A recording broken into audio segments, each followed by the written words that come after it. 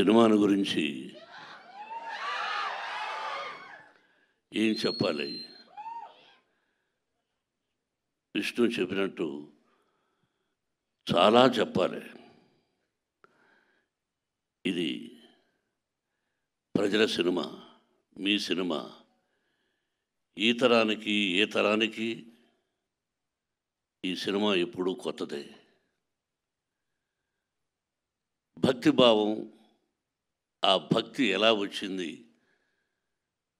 ఆ దూర్జటి మహాకవి ఎలా రాశారు, శ్రీ కాళహస్తీశ్వర మహత్యం అంటే ఏమిటి, దాన్ని ఇంతకుముందు ఎవరు తీశారు, మళ్ళీ ఏమిటి కొత్తగా చూస్తున్నారు వీళ్ళు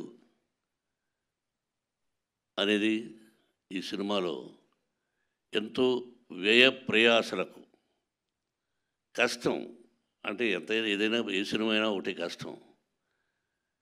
ఈ సినిమాలో అతిరథ మహారథులు పేరు పేరున కేరళ నుంచి, ఆంధ్ర నుంచి, మద్రాసు నుంచి, నార్త్ ఇండియా నుంచి, మన భారతదేశంలో 4 మూలలా ఉన్నటువంటి మహానటులందరినీ తీసుకొని వచ్చి ఈ సినిమాలో నటింపజేశాం. వాళ్ళు ఏం చేశారు, ఎలా చేశారు అని చెబితే ఏదో డబ్బా కొట్టుకున్నట్టు అవుతుంది. ఎన్ని రోజులు ఇక్కడే ఉన్నాడు శరత్. అతని గురించి అతనిదే నాటామని. నేను పెదరాయుడు యాక్ట్ చేసిన సినిమా అయిందే.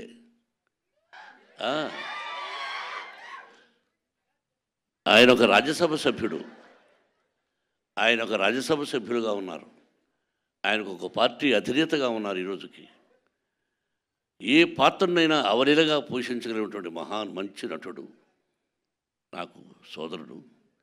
అలాగే పేరున ప్రతి ఒక్కరూ అత్యద్భుతంగా చేశారు. ప్రజలు చెప్పాలి, మీరు చెప్పాలి. ఈ టీజర్ చూసిన వెంటనే ఇది ఓన్లీ భక్తి చిత్రమే కాదు, అన్ని రకాల విష్ణుబాబు చెప్పినట్టుగా ఒక చరిత్ర, భగవంతుడు, పరమేశ్వరుడు, అంతే.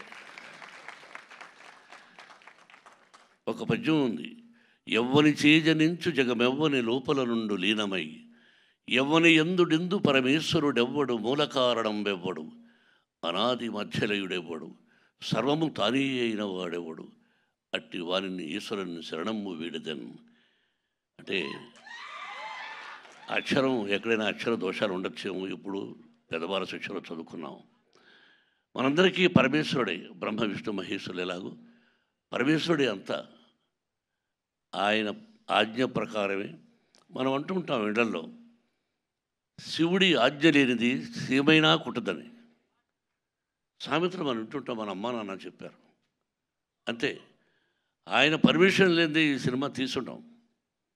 ఆ భగవంతుని ఆశీస్సులతో సినిమా తీసాం. మీరు ఇంకా ఎన్నో ఫంక్షన్స్ చూడాల్సి వస్తుంది కన్నప్ప ద్వారా. ఇంకెంతకంటే ఎక్కువ నేను మాట్లాడదలుచుకోలేదు. మీ అందరి ఆశీస్సులు నిర్మాతగా నాకనే కాకుండా ముఖ్యంగా నా బిడ్డకు విష్ణుకి, విష్ణు టీంకి మీ అందరి ఆశీస్సులు కావాలని కోరుకుంటున్నాను. Thank you very much.